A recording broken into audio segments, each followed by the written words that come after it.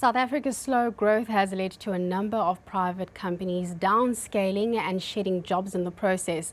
This has made the recruitment industry a tough environment to operate in, as a large pool of job seekers fights over a limited number of available employment opportunities. In studio with me to tell us more about the state of the recruitment industry is Rowley Boardman, Chairman of the African Professional Staffing Organisation. Thanks so much for making the time to join us, Rowley. It's my pleasure. So we are very familiar with the term labour brokers. Yes. Can you tell us what the difference is between recruitment agencies and labour brokers? Yeah, there's quite a big difference. They both fall under what we now call the staffing industry. Recruitment is generally people being placed in permanent jobs. So those agencies are working to client specification or to client order. Please find us skills to fill a particular position. They go off, they source those skills and they place them in a permanent job. The client takes them on permanently, that's it. Labour broking is what we also call the flexible staffing industry, where a company will come and say, we need, for seasonal reasons, we need extra labour, and the labour broker sources and places the required skills with the company. But they stay on the books and are employed by the labour broker and deployed at the client.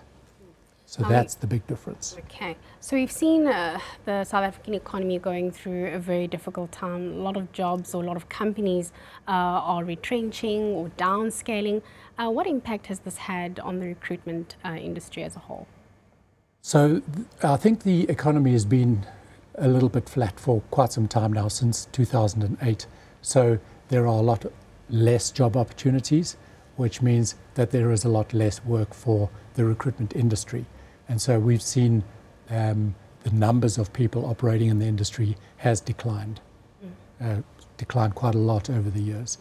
So it's a tough operating environment. And I suppose looking at from a regulatory perspective, how has this helped or hurt the industry? So if you look at the fact that now contractors versus permanent workers, it's been said that South African labour legislation is too rigid. Not really. I think the biggest thing that happened in our industry is the introduction of some new laws at the beginning of this year, the most controversial of which has been the deeming provision. So the law now says that once a temporary worker has been deployed at a client for 3 months, they are deemed to be permanent. It's caused a lot of controversy in the industry because there have been different interpretations of what this means. So labour unions have decided that means my employment is now transferred to the client, I'm their permanent employee, and you, labour broker, disappear out of the picture. In fact, there was a CCMA case recently where the CCMA held that this is in fact what happens. After 3 months, you become the permanent employee of the company that you've been deployed at. Your employment contract transfers and the labour broker falls out of it. So that's created a lot of problems. I think there are something like 1 million temps daily in the South African market. So a lot of those jobs have actually been lost. We estimate somewhere around about 150,000 jobs were lost, which is something that this South African economy cannot afford to do. The CCMA ruling was taken on appeal at the Labour Court, and the Labour Court set that ruling aside. And they said, in fact, there is a dual relationship whereby if I place you as a temporary worker with a client, after 3 months, you are deemed to be permanent for the protections provided by the Labour Relations Act.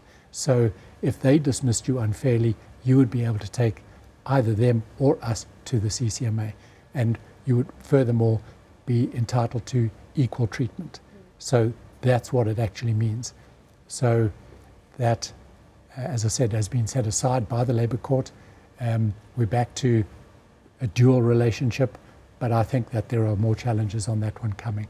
And so unfortunately, what this has done is created a lot of uncertainty in the marketplace, which is really not good for jobs. With this uncertainty in the marketplace, are you finding that there are particular jobs or job seekers that are easier to put in positions? I think probably there are two answers to that question. Although we have very high unemployment, you find that it's very contradictory. There's high unemployment in the low skilled, and there's actually a shortage of skills in the highly skilled jobs. Strange but true, that's the way it's working. So if somebody has good qualifications, good skills, they are quite placeable. In the other sector, I would think that because of the government incentives, youth, which I think is people who are from 19 to 34, something like Yes. that. If you employ a graduate that falls into that youth bracket, you get a tax break known as the ETI. And so it makes it attractive for companies to hire people like that. So that's the easiest part of the market. Riley, what do you say to, what would your advice be to people who are currently in the job market looking for jobs? What is your advice to them? Because it's tough out there. It's tough out there, yeah. So I think that people need to develop a personal brand.